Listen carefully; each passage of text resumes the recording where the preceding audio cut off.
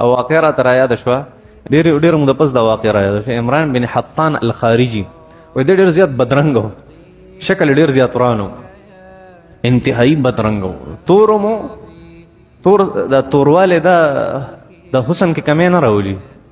توروالی د حسن خلاف نه دی، نه اندامونه چې په خپل ځای برابري دا حسن دی.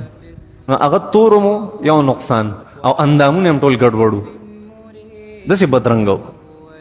خو ډېر نیک سړی و. د ښځه وله خدای ډېره زیاته ښکلې ورکړې وه. نو یوه ورځ ښځې ورته کته هغه ته یې داسې نیغ نیغ ما ته ولې ګوري؟ وایي سوچ مې کوه چې زم جنتي یم او تم جنتي، زم جنتي یم او تم جنتي. هغه ورته څنګه؟ ګوره الله جل شانه وایي په صبر او شکر کې څه لیکلی دی؟